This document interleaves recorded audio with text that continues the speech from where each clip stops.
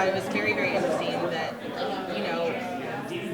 after everything going on, messing with time, Evie, had that confrontation with Stan and actually let him go and let him make his own decision, even though she wasn't necessarily going to agree with it, and let the consequences fall where they may. And then obviously now we have a portal to hell. How about that? Yeah. Good work, Stan. Solid work. Yeah. Can you talk a little bit about that? What's going to happen this season with Evie, and does she regret her decision, even if that might not come up in this season? Yeah.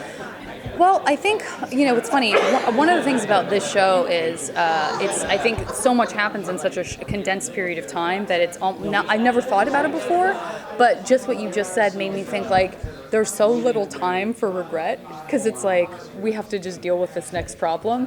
And so it's true that there isn't a whole lot. And then if you survive it, you're so relieved to have survived it that you almost don't want to spoil it by going like, and by the way, this is on you.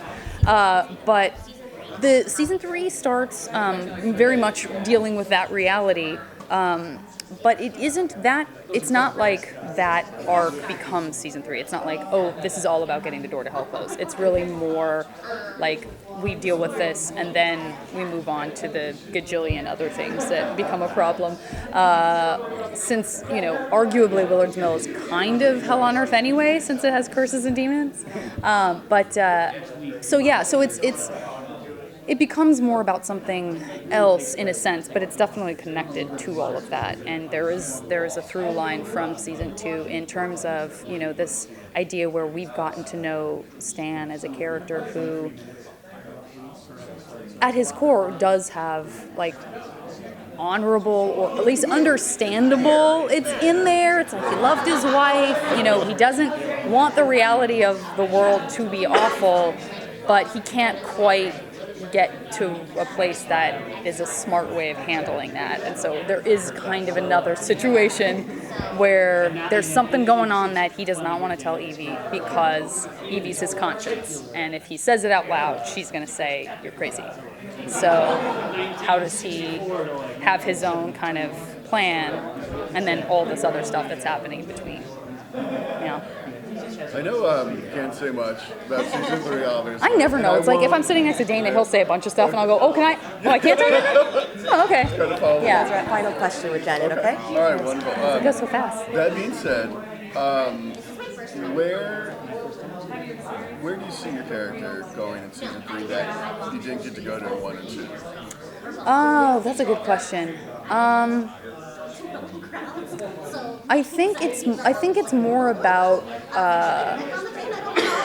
the acceptance of, like, I'm not going to be able to get through this without him. I don't think there's a whole lot of push and pull between Evie and Stan in terms of, it's sort of more like she realizes he's family. It's like, and it's the family that you roll your eyes at and you like apologize for with other people. But at the end of the day, you're like, yeah, I'm gonna, like, this person's in my life forever.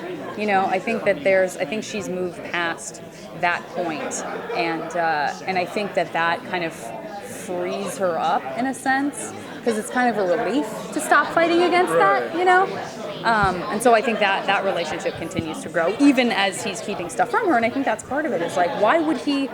Like, I thought we were, I thought maybe we had moved past the you keeping away, stuff from me thing, and he's sort of stuck there, so. Seems like the most realistic family of them all, to be honest. I know, it's true, right?